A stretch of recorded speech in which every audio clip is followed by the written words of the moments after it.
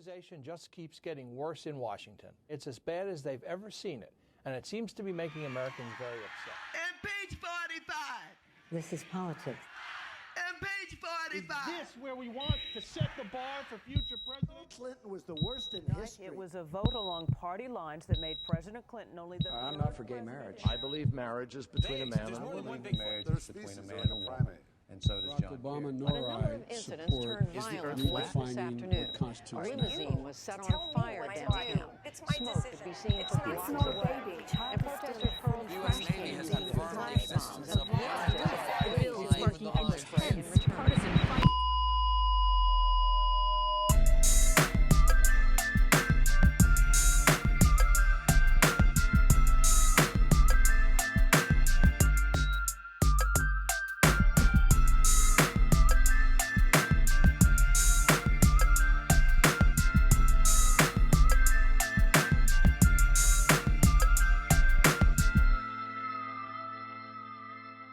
Hey guys, welcome back to Bob and Weave.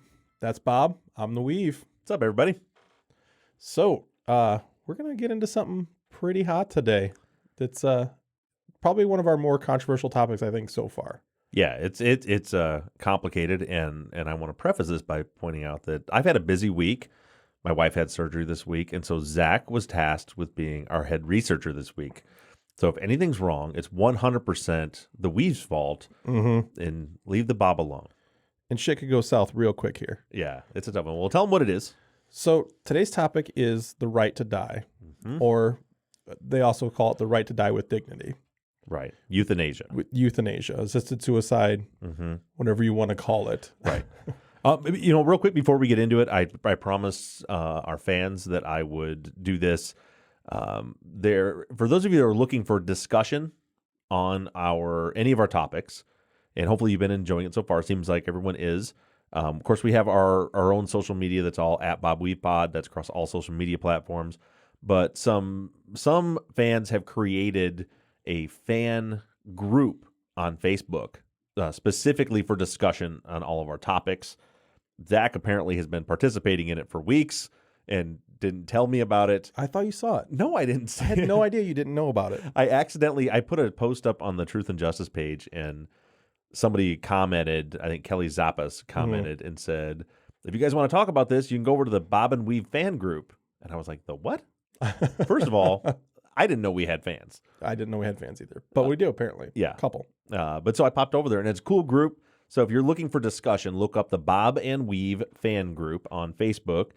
And there's tons of conversations going on every day over there about all of our topics back and forth. So I told them that I would share with the world, our audience, that existed because Zach was in there participating and didn't care enough about any of you guys to tell you about it. I told you shit can go south any minute here. People love the Bob more than the Weave because That's true. I'm considerate. You are.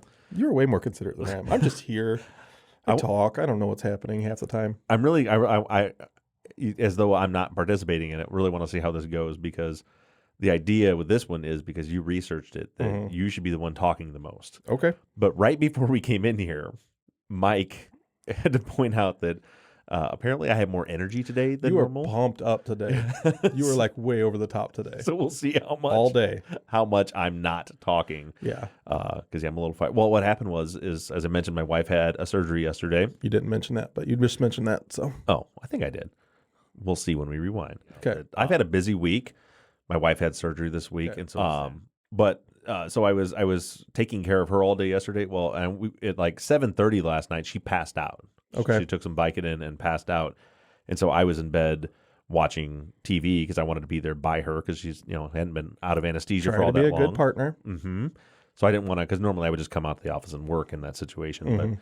But so at like 8:30, I was super duper bored. So I popped a couple of melatonin, and I was asleep by 9 o'clock last night. Those don't do anything for me. Oh, they put me right to sleep. They don't do anything for me. I've tried. Love me some melatonin gummies. Yeah. No, I've tried. They don't do anything for me. Have you had the strawberry gummies? I guess I haven't had the gummies. The gummies are where it's at. So, but anyway, I was asleep by 9 o'clock last night. So when I woke up at 5:30 this morning, you were ready to go. I was ready to rock and roll. roll. You are recharged. You are pumped up.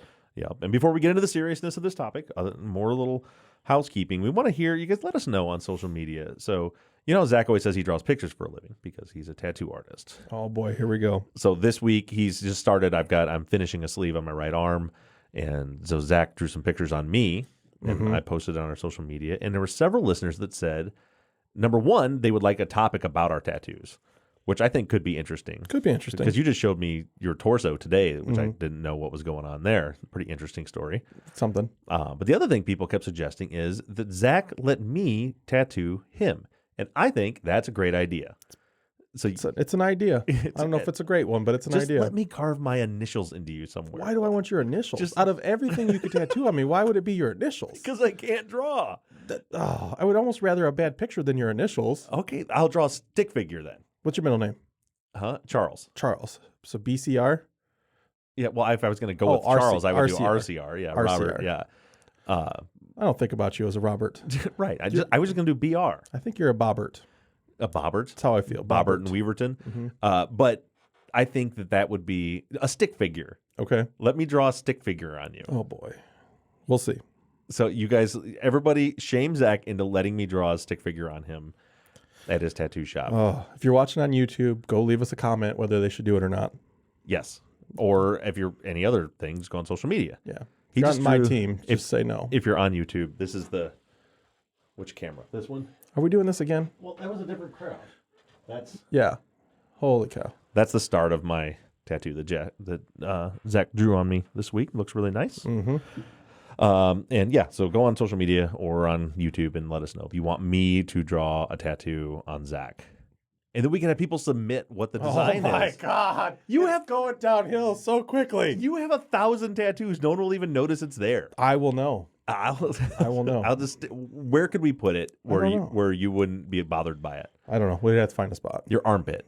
I don't want my armpit tattooed. I got spots on my leg. You can tattoo my leg, maybe. Okay. Maybe if this comes to fruition. A stick figure. I'm so excited. This is happening. This Such is a bad idea. This is totally happening. Such a bad idea. Okay, enough fun. So we covered the Facebook group, Bob and We fan group. Yep.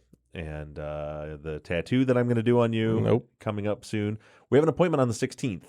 So I think at the end of the appointment, I would because you I think oftentimes hurt me more than you need to. I don't think I do. On purpose. No. And so maybe you'll behave yourself if you know that I get to tattoo you when we're done. No. Oh boy. What if I'm really good at it? What if you're not? What if you're really bad at it? That's the big issue. And while we're having a little bit of fun mode, we have decided for next week's episode, this is going to be fun. This is going to be fun. And we said about once a month we want to do kind of a fun episode. And by the way, this one's not fun at all. It's going to get real sad here in a minute. It is going to. But for our fun episode for next week, the timing is just right. The episode will drop, I think, on the 18th of December next week. Sounds right. And on the 20th of December, the new and last installment of Star Wars is going live. So we'll see if it's the last one. Yeah, they keep making more. Well, I think they'll do more. We'll talk about it next week. Don't get me fired up. I've been watching them all to get ready for it to refresh my memory. But so next week's episode will be a Star Wars episode, and your favorite, our editor and producer, Mr. Mike Bussing, is going to be our guest, who is the biggest Star Wars fan of all Star Wars fans. We're calling him an expert. He's our expert guest. And we're going to make him sit over there in the guest chair, not over here. I think that's a good idea, really. Yeah, because otherwise he'll be messing with the computer the whole time. That is funny. Yep. So Mike will be our guest next week. We're going to talk about Star Wars. Hopefully you guys liked the Cory Booker episode. We enjoyed making it, and we're going to continue that. But if we weren't clear about that series will, it's going to be a series, but we're not like doing them every week. So probably sometime late December we'll drop another one. Not on Kamala Harris. Yeah, since we just skated out on that one. We got so lucky because when we were deciding which candidate to do last week, it was because we want to do someone low in the polls because we knew people are going to be dropping out, so do them while they're in there. And we were going to do Kamala Harris and decided to do Cory Booker. As it turns out, if you were watching the news last week, the night before the Cory Booker episode dropped, Kamala Harris dropped out of the race.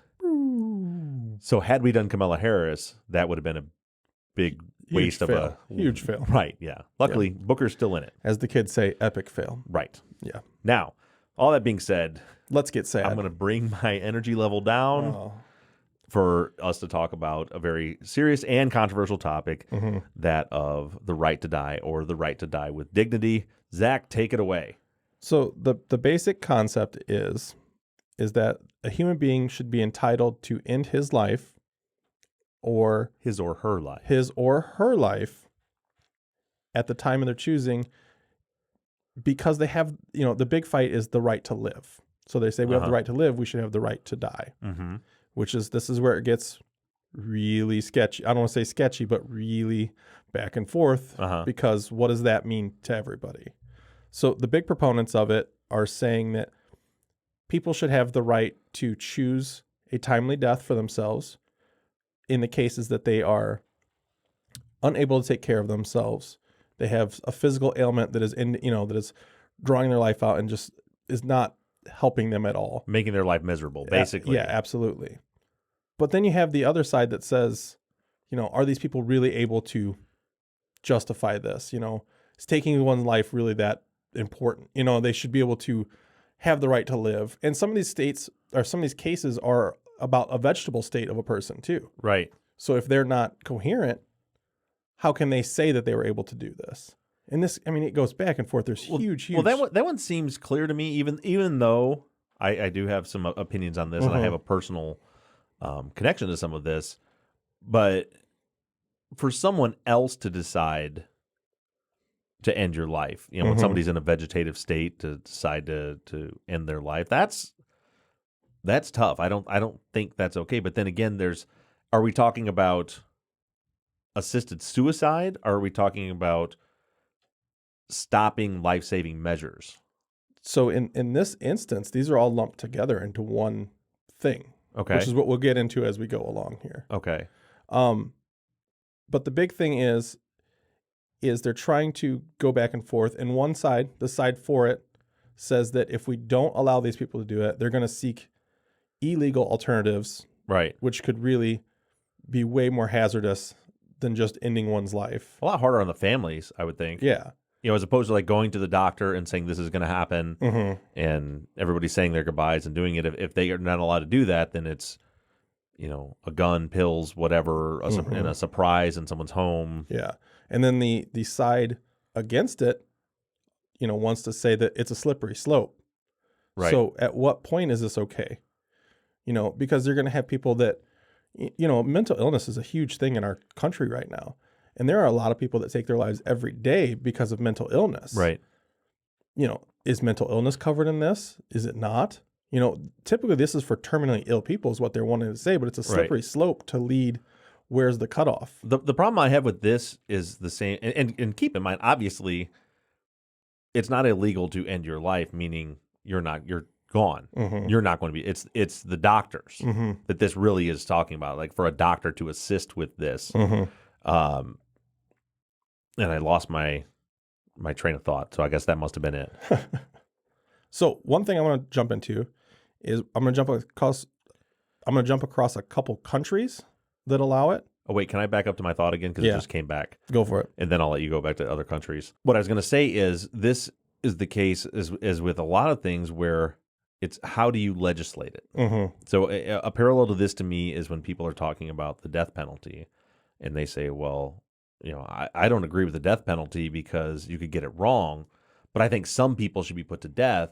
So it should be like, if you really, really know they did it, then you could kill them. But it's like, you can't, the laws when you legislate have to fit all circumstances. So how do you legislate so that only certain people get put to death? How do you draw a line in the sand for that? Right, because there's always this gray area, and it's the same thing with this. Like to say if someone is truly terminally ill, they're absolutely going to die, and they decide to do this, you could try to legislate that, but there's so many loopholes to where, like you said, somebody who's mentally ill or somebody who maybe say somebody has cancer and there's treatment available that likely could save their life, but they don't want to do that treatment. So now are they terminally ill? Do they qualify? And again, this is all about the doctors.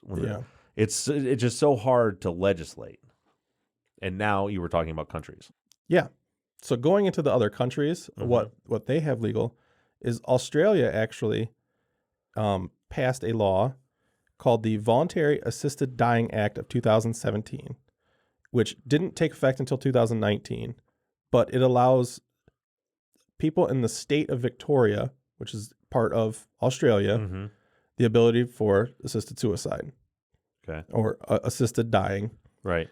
Which protects the physician.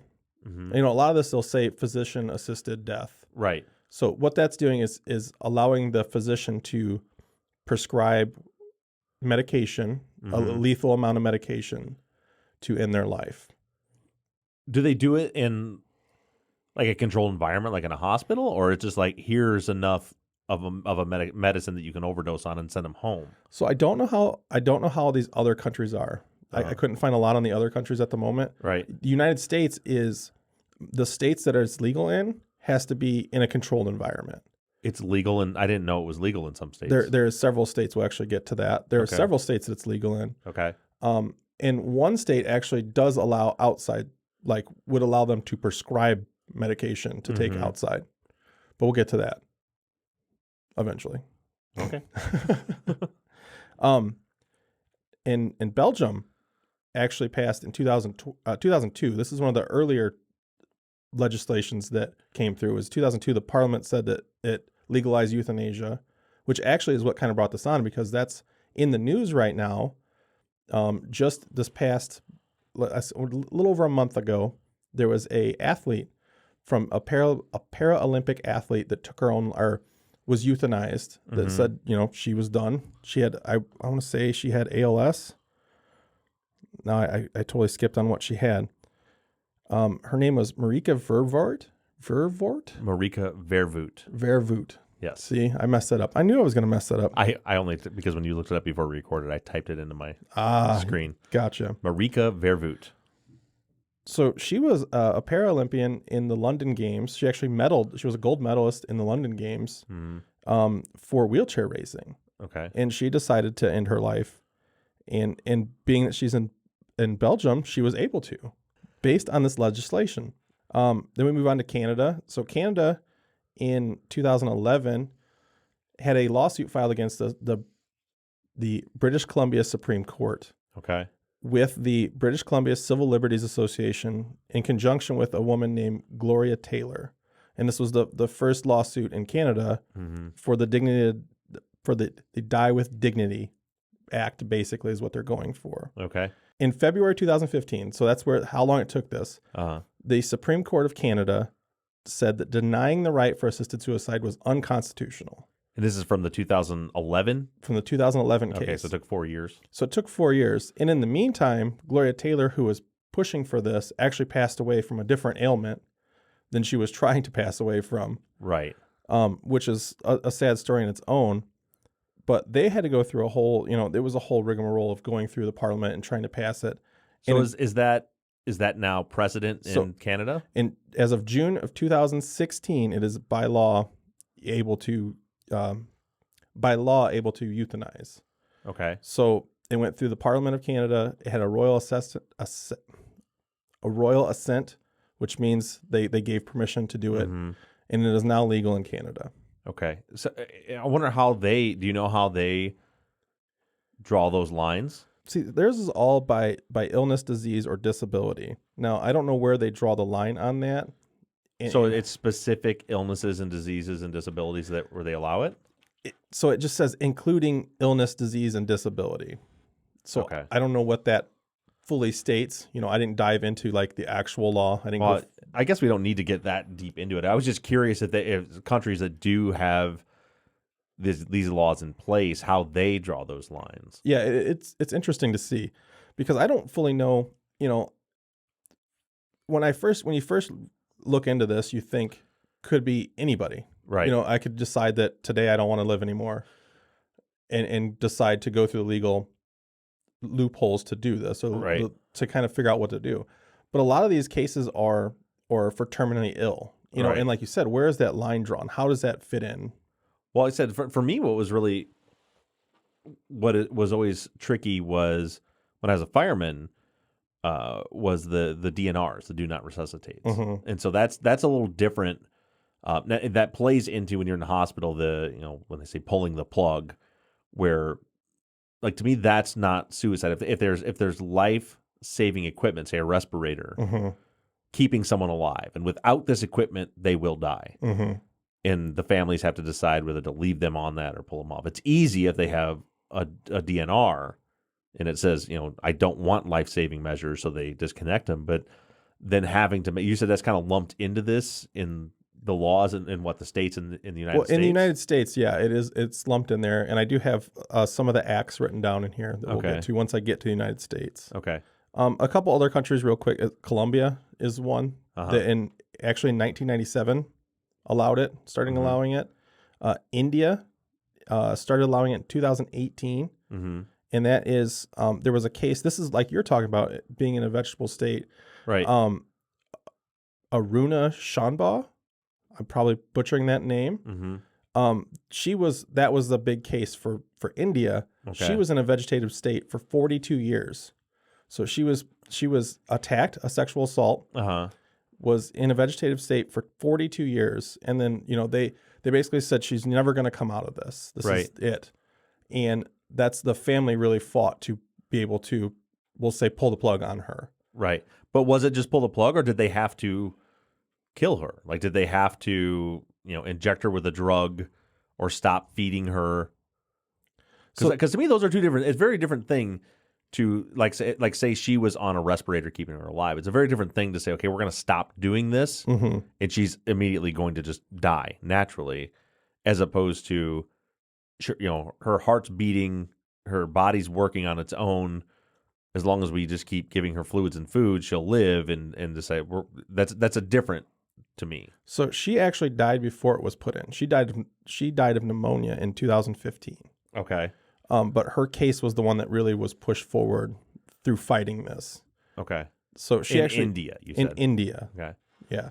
So she actually wasn't euthanized, had the plug pulled on her, but that was the big case that they used in India to try to advance that. The Netherlands is also one that's been around since 2002 that has legalized voluntary euthanasia. And again, that has to be performed by a doctor based on their law. Right. And in there, they have a very weird verbiage in theirs too, that it says, only in legal cases of hopeless and unbearable suffering.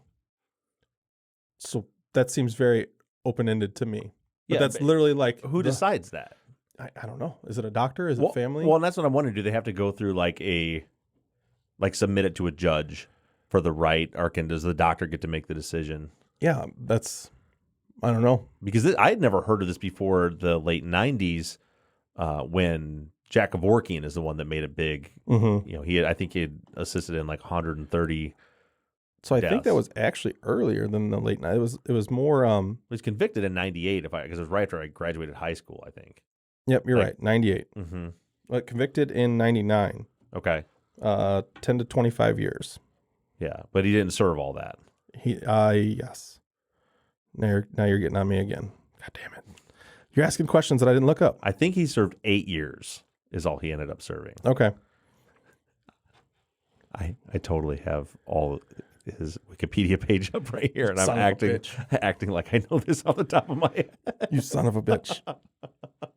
And you're asking questions that I didn't look up. Look, see, I looked for numbers and stuff. Yeah, but no, in all seriousness, I have his page up in front of me. I was just messing with Zach. But so he assisted in 130 deaths. I just remember because I was in high school, and I graduated in 97, and I was in high school. And actually, my senior year, I did a report on euthanasia, like a presentation. Okay. And it was by 96, 97, he was a well-known name because of this. And then it was in 98, he was arrested, and 99 convicted for the assisted suicides. Yeah.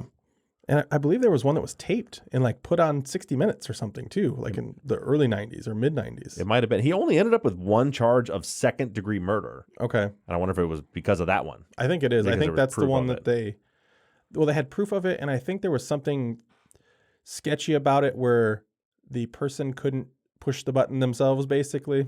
I think that was part of it at the beginning, was he would provide them with whatever, but they had to probably give them an IV or whatever, and they just have to push a button to release the medication. I wonder what it was. If it was just like a morphine overdose.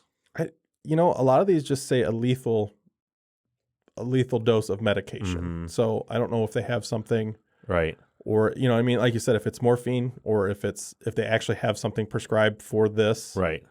That's a good one. I should look that up. You're killing me, man. You're killing me. Well, in the interest of time, before we go, through all these other countries, can we get to? That's the last country. Good.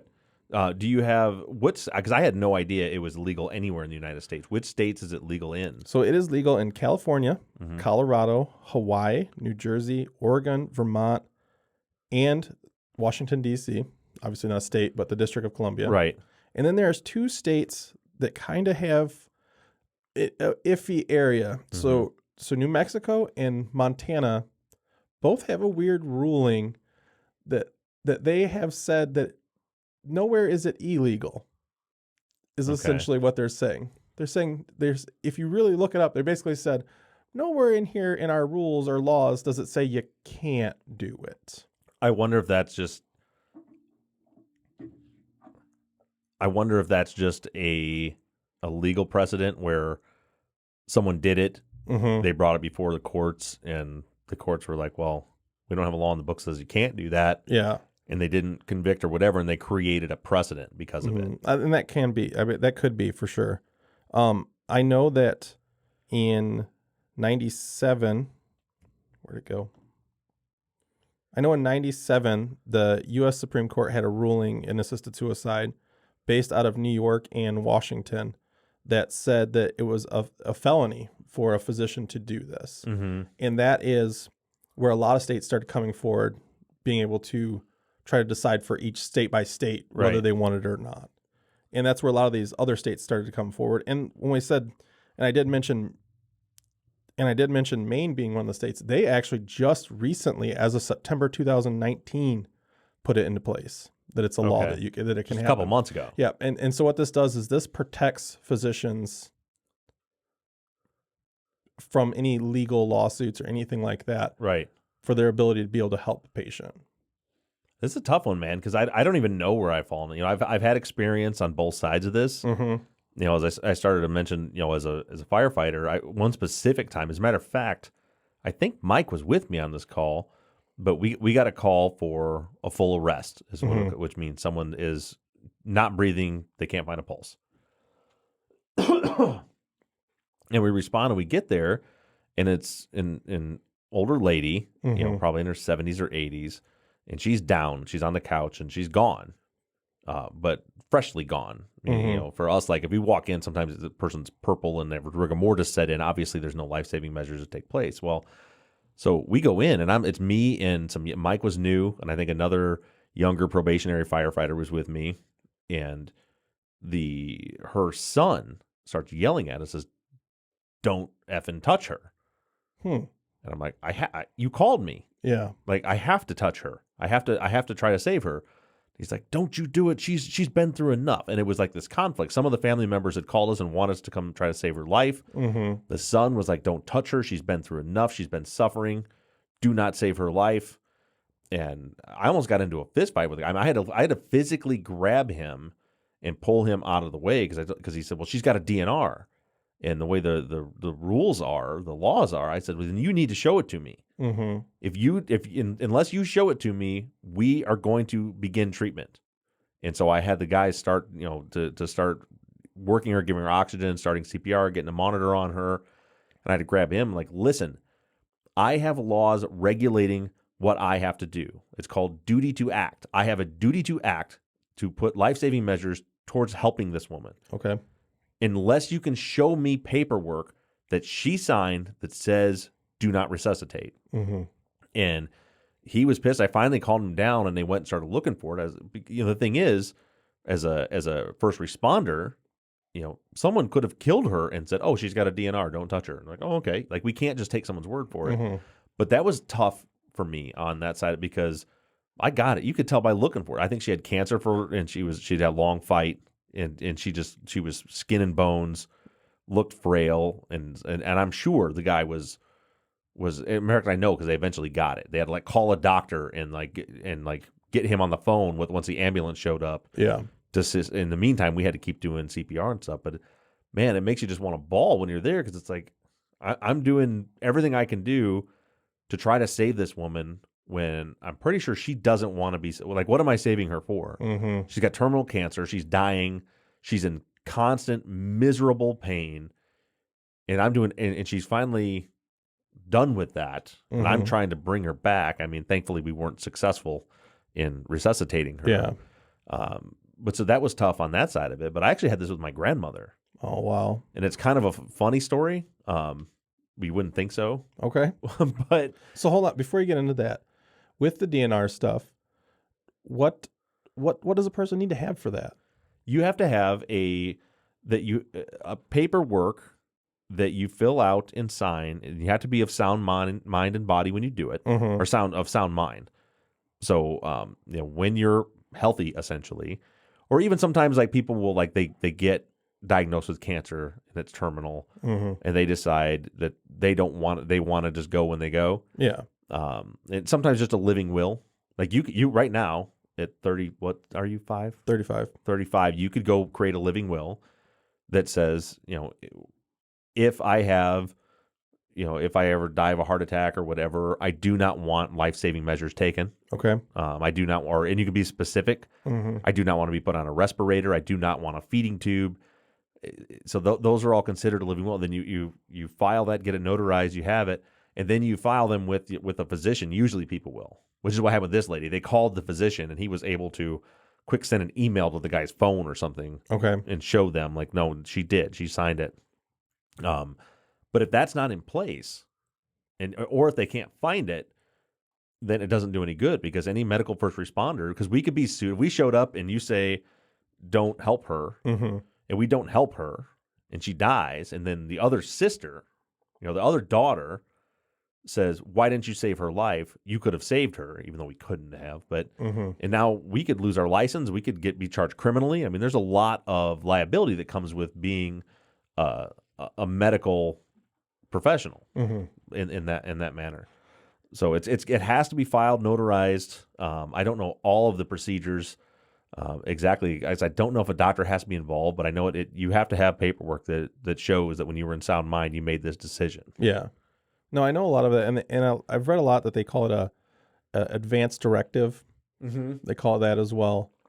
There's actually in 1991 there is a act that they put in that requires hospitals to let people know that they can refuse treatment if they want to. Right.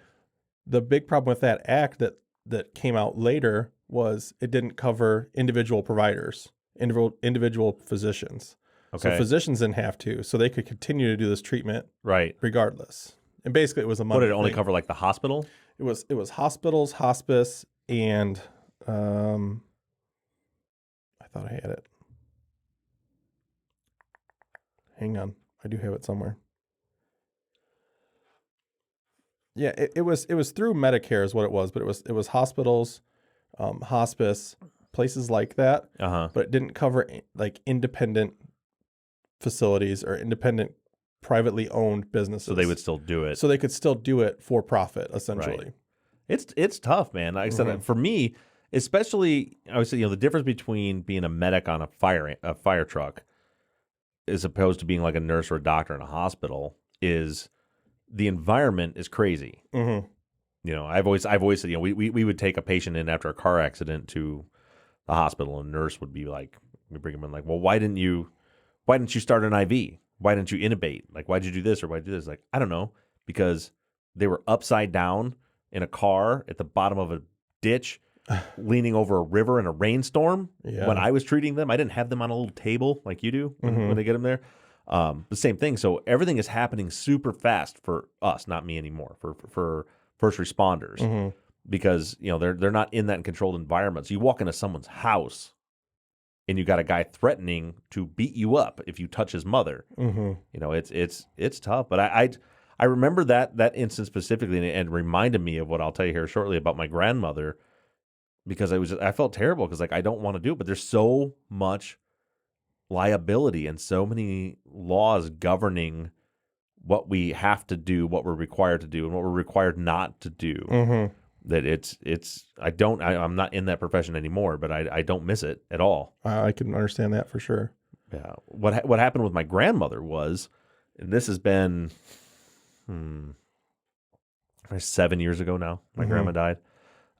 She didn't die on this day, but my grandmother had kidney failure. Okay. And she was 89 years old, and she was just getting worse and worse. She was in a lot of pain. She was miserable.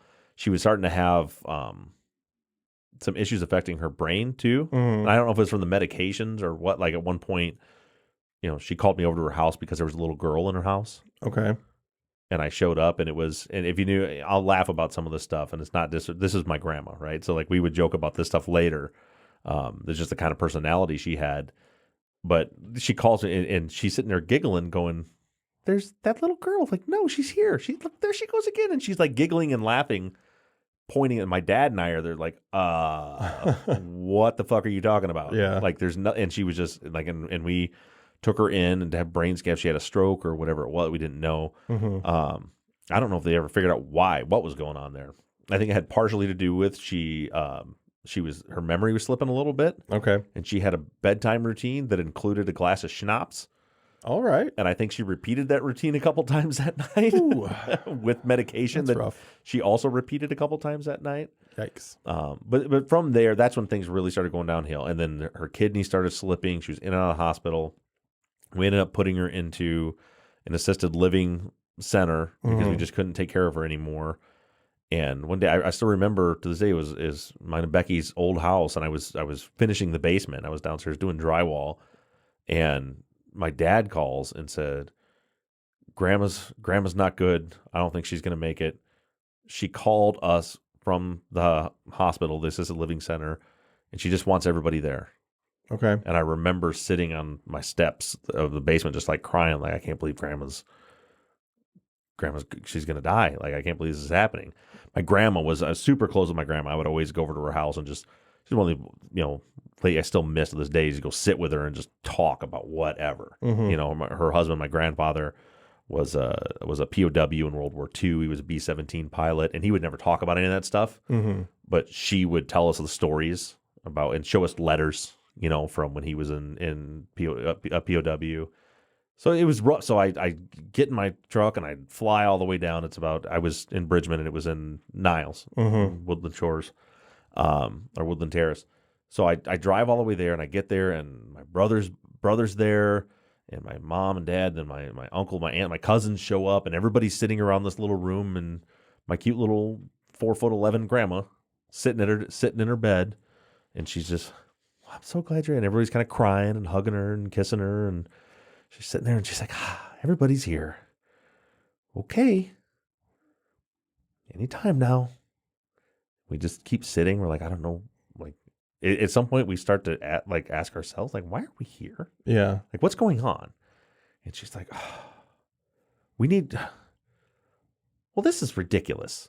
I had him bring in all these chairs. I got you all here, and it's been 3 hours and nothing. Oh, jeez. Like, Grandma, what are you talking about? She's like, "Well, I told him to kill me."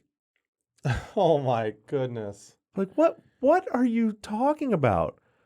And she's like, "The doctors came in, they gave me my prognosis. I feel like crap, and they were giving my IVs, and I said, just give me enough to just kill me. I want to be done. Will you please just end my life? I want to go be with," she had lost 3 kids by that point, and her husband. She's like, "I'm ready to go. Just give me the drugs." Yeah. And so they pushed her drugs into her IV.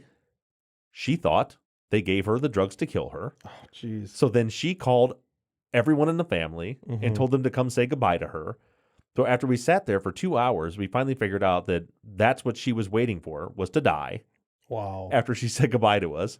And it was just like that. She's like, "It's been 3 hours and nothing."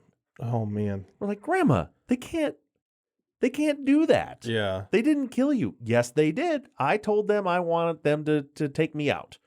And I saw him push the medicine in. And we had to bring the doctor in for him to explain to her That's not what happened. that's not what happened."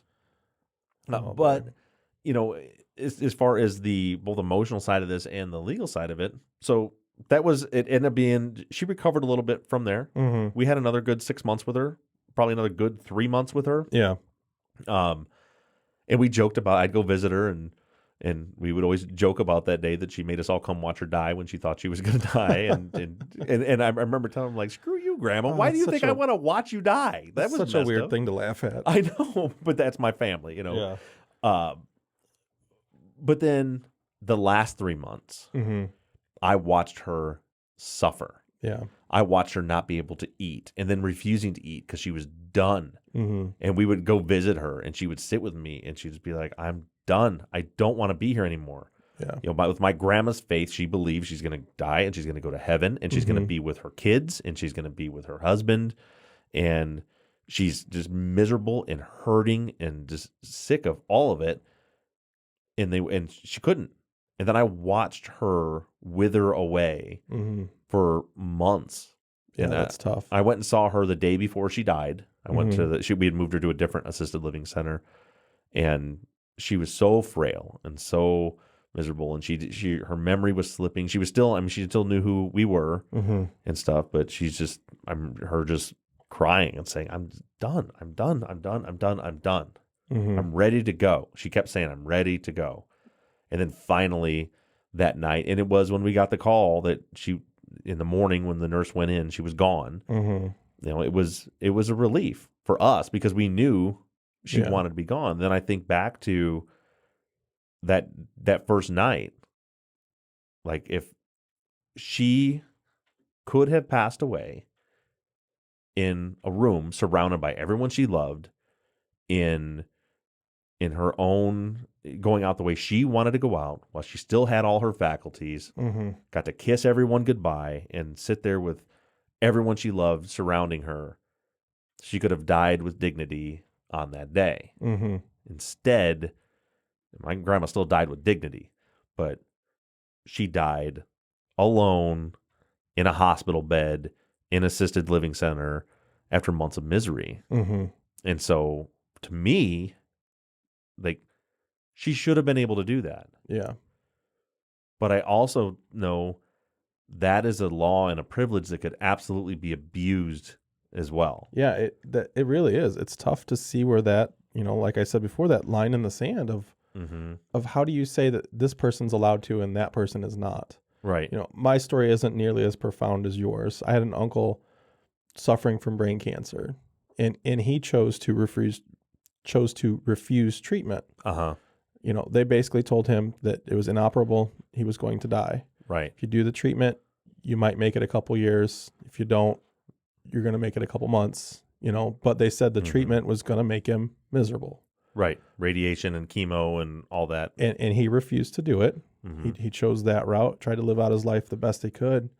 But at the end of his life, it was exactly like you said. He was suffering so bad, and he just wanted it to be over. You know, that's all he wanted. Was he's just like, I'm going to die, so please just can it happen now? Right. Like, let's be over this. It's tough, you know. Like I said, it's a weird thing. It's a weird ethical thing, weird moral thing, and I think it really comes down to that quality of life. At what point is you know what I mean? Are you choosing quantity over quality? And that's hard. And like you said, though, it could really be abused if you put laws in place like this.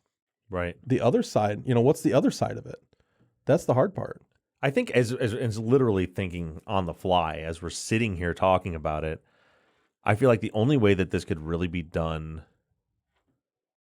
ethically would be similar to what we talked about with the DNR, where when you're in a state of sound mind, that you fill out paperwork, sign it, and I think that it would be something that would need to go before a judge, like our judges around here have so much time on their hands, you know, but something where some sort of review board or something where you could submit in order to release the doctors of that liability of making that choice where, you know, say it's me, I have terminal cancer, been given 6 months to live, there's nothing they can do about it. And so in my situation, I say I would like to do a doctor-assisted suicide.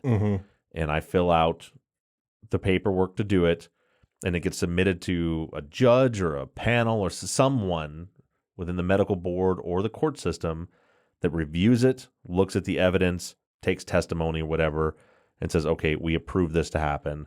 And once you have that, like the DNR, where you can go and say, okay, I think that's the only way you could stop it from being abused, but that's more bureaucracy. It's more time and just a lot of things we don't have an excess of, one being time in our court system. Yeah. Well, on top of that, that is putting a lot on the people too, to, obviously it's something we need to do. Like it's something, like you said, a living will. Maybe everybody should have a living will, but now you're trying to get people to do a living will when half the time I can't return an email. Right. You know what I mean? In a timely fashion. So how am I going to get around to doing a living will too? Well, the hard part is, so say my grandmother, say she had $1 million in the bank. She didn't, but just say, she did.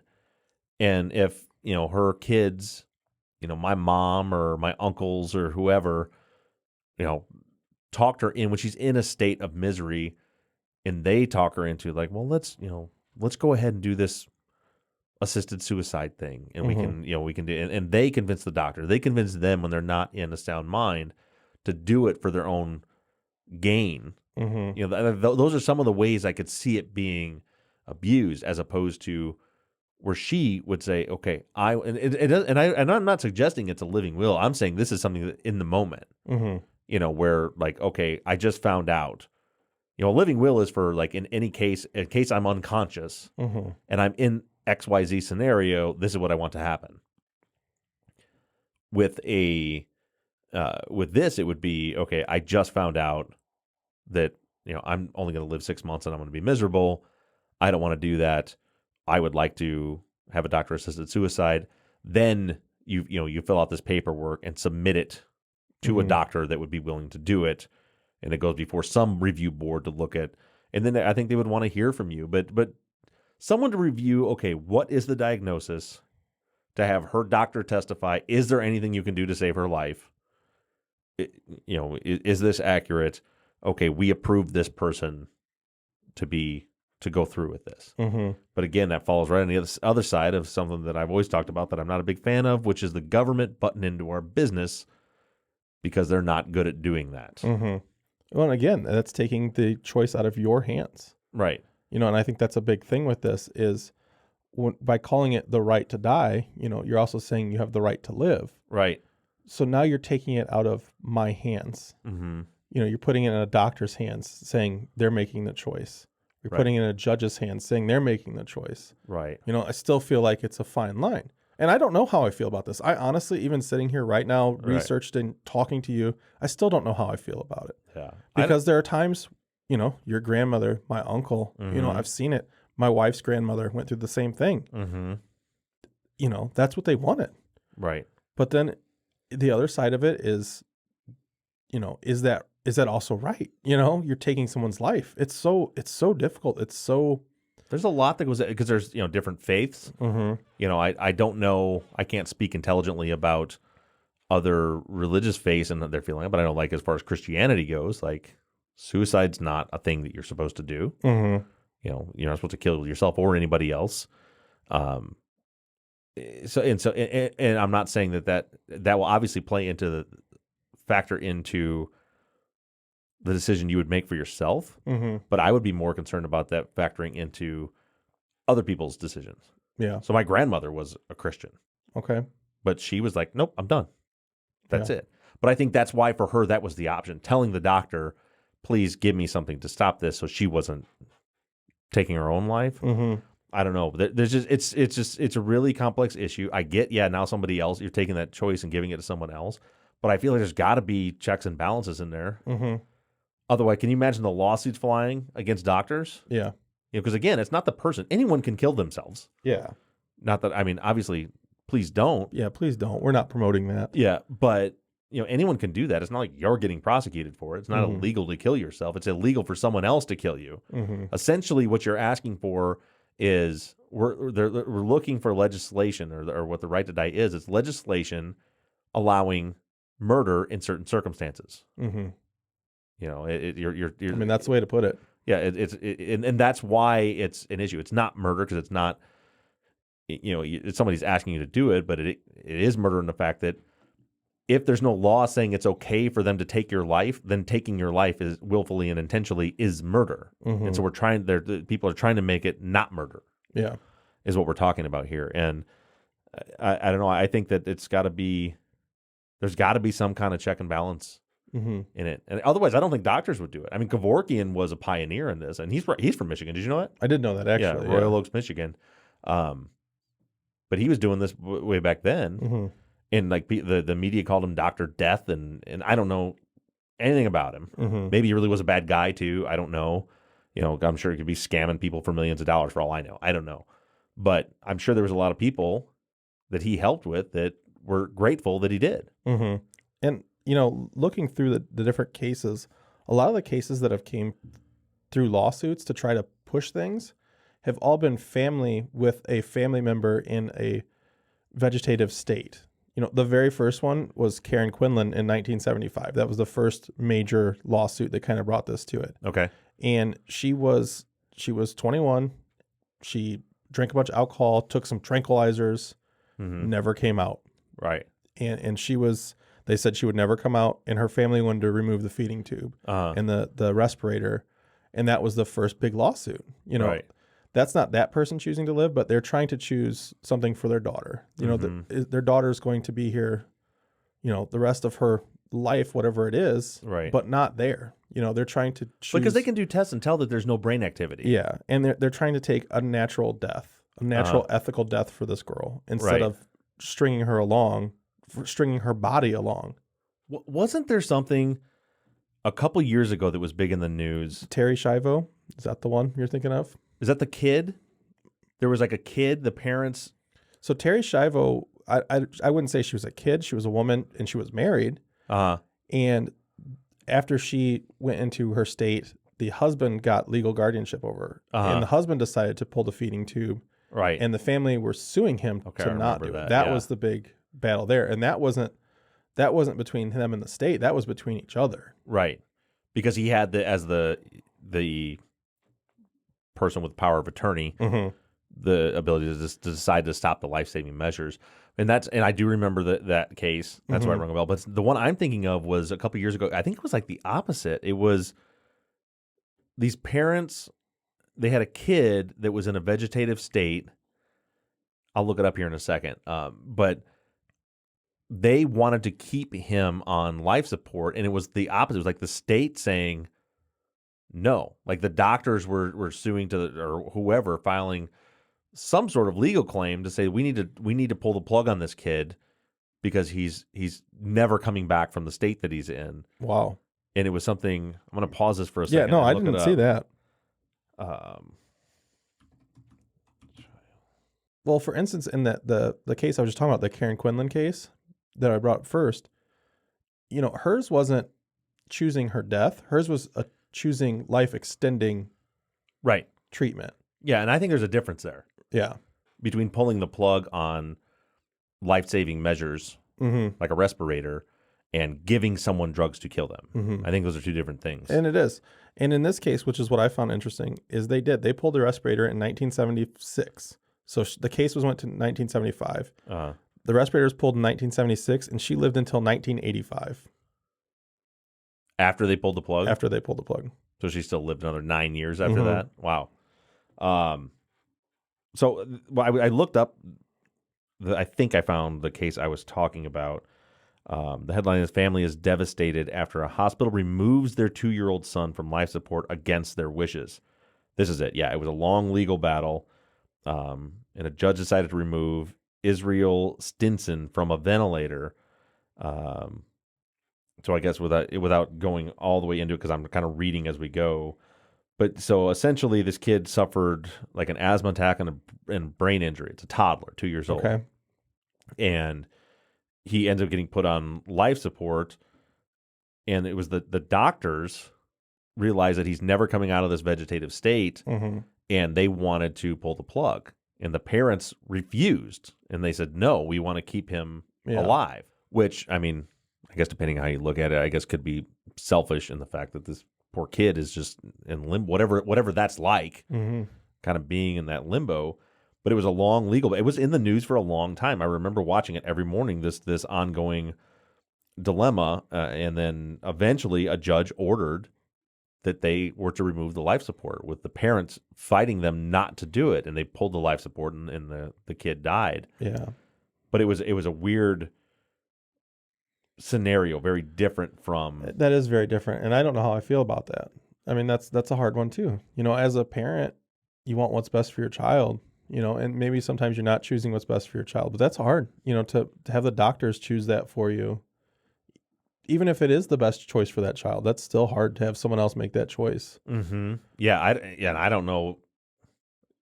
I don't know how I feel about it with that one. It's with a lot of these, but yeah, look at it, because it's a long story. But yeah, the kid's name again, if you want to look up and do some research on him, was Israel Stinson. But I just remember, like, every morning on the news, like, the legal battle continues. This kid sitting on a ventilator with I just couldn't figure out, like, why. Yeah.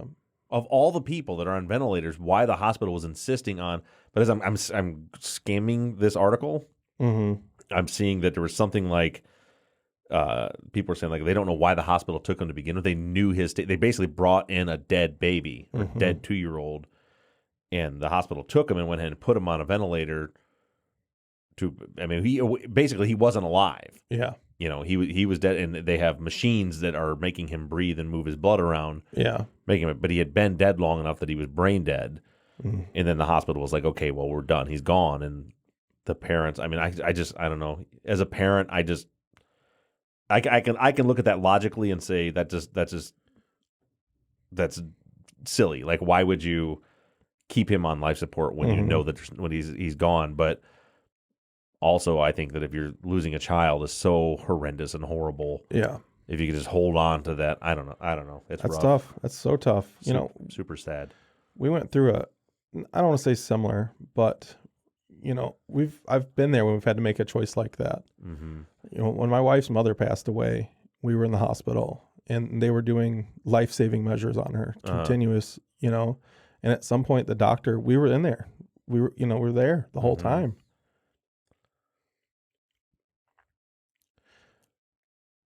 And at some point, the doctor said, we could keep going, but it's probably not going to matter.